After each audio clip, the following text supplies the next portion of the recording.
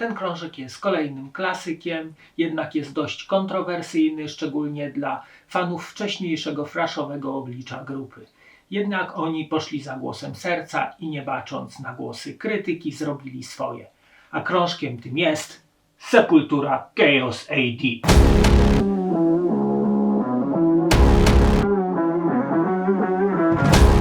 Sepultura powstała w 1984 roku w Brazylii. Założycielami byli bracia Max i Igor Cavalera, zaś nazwę zaczerpnęli z tłumaczenia kawałka Motorhead Dancing on Your Grave. Muzyka zespołu ewoluowała przez lata, przez thrash, death, industrial do groove metalu z wpływami folku brazylijskiego. Na początku byli zafascynowani black metalowym imidżem w stylu Venom. Pierwsze ich wydawnictwo, epka Bestial Devastation, powstaje w 1985 roku, zaś pełnoprawny debiut to 1986 rok Morbid Vision. Dziś jednak chciałbym zaprezentować Wam płytę wydaną w 1993 roku, czyli jedno z ich ikonicznych dzieł, a jak wiemy mieli ich na koncie sporo, a mianowicie Chaos AD. Płyta w swojej stylistyce jest bardzo zróżnicowana, w stosunku do wcześniejszych wydawnictw zdecydowanie zwolnili, dodali elementy groove'u oraz hardcora.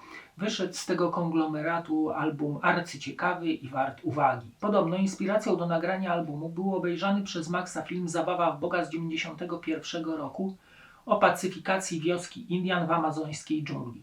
Z tego też powodu po raz pierwszy na płycie pojawiają się elementy etniczne muzyki brazylijskiej. Teksty stały się bardziej społeczne i polityczne, opowiadają o walce klas, fanatyzmie religijnym, o konfliktach między państwami. Są takim manifestem przeciwko złu na świecie. Muzycznie jest to dzieło niezwykłe. Po pierwsze dodali do swojej muzyki ten swoisty groove, który charakteryzuje też Panterę czy Korna. Po drugie mamy tu elementy hardcora, po trzecie wspomniane wyżej elementy etniczne, zaś Max przestał growlować, tylko raczej krzyczy. Oczywiście mamy tutaj również thrashowe zagrywki, jednak w zupełnie innym stylu. Czy lepszym, to już zależy od słuchacza. Bardzo podoba mi się wysunięcie basu do przodu, jest on wyraźnie słyszalny. Na całej płycie gra na nim Paulo Junior, robi to w sposób świetny. Na wcześniejszych albumach grali Max i Igor. Dużo tutaj również ciężkich riffów, takich w stylu tu, tu, tu, tu, tu, co ja bardzo lubię. Perkusja również jest wyraźnie słyszalna, ona również kreuje to specyficzne brzmienie albumu. A co do wspomnianego brzmienia, jest ono ciężkie, mięsiste i agresywne. Solówki zadziorne i świdrujące. Jednak pośród tej całej agresji pojawia się element kobiecy, wprowadza on taką delikatność metafizyczną w kawałku Amen. Co ciekawe, kawałki na płycie są bardzo chwytliwe. Może nie w znaczeniu popowym, ale miłośnicy ciężkich brzmień na pewno zawieszą na niej ucho. Według mnie to jest bardzo istotne, że muzyka nie jest jakimś zlepkiem pojedynczych dźwięków, tylko tworzy kompozycyjnie całość, a na płycie na pewno tak jest. Mi ten krążek wybitnie się podoba. Kawałki przez lata zostały w głowie, jest on bardzo zróżnicowany, co w tym przypadku stanowi o jego wartości. Jednak wszystko spina ten wszechobecny duch Sepultury. No to posłuchajmy fragmentów utworu. Płytę rozpoczyna klasyczny już Refused Resist, biciem serca jeszcze nienarodzonego syna Maxa. Następnie wchodzi perkusja i ten znany wszystkim riff oraz krzyk Maxa Chaos AD. To niewątpliwie jeden z hitów Sepy.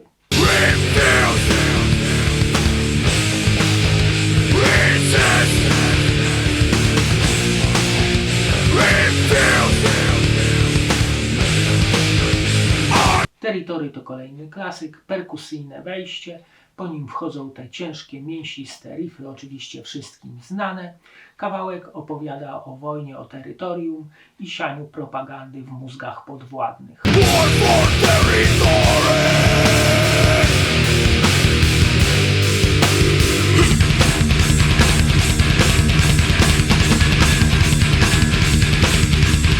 Kiowas to utwór instrumentalny w stylistyce indyjskiej.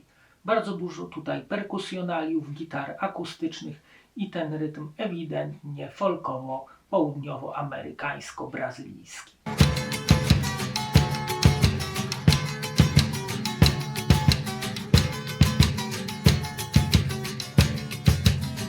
Uwielbiam też utwór Nomad.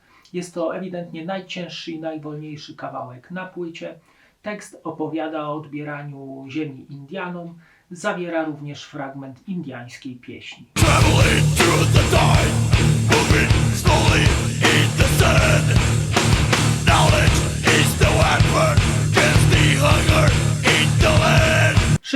okiem na okładkę oraz wkładkę. Okładka jest bardzo industrialna, mumia zawieszona do góry nogami na technologicznym złomie, a całość umieszczona w kanale ściekowym. Tak jakby krzyczała do nas, że ta cała technologia nas zabije i tyle jest warta, co szambo, w którym utoniemy. Cała wkładka w środku jest czarno-biała, są tutaj teksty, dużo grafiki oraz kontrowersyjnych zdjęć. Na ostatniej rozkładówce wkładki są podziękowania od zespołu oraz różne fact sheet-upy oraz fuck-offy. Na stronie zamykającej wkładkę jest zdjęcie chłopaków w tonacji niebiesko-żółtej, zaś płyta CD prezentuje się w ten oto sposób. Na takim szarym tle rysunek serca oraz logo Sepultury, na żółto napis Sepultura i tytuł płyty i wydawcy. Na stronie zamykającej pudełko mamy wymienione tytuły utworów, producenta, koproducenta oraz logo z Sepultury. Chaos AD stanowi jakby pomost między wcześniejszymi dokonaniami Sepy a przyszłym wydawnictwem.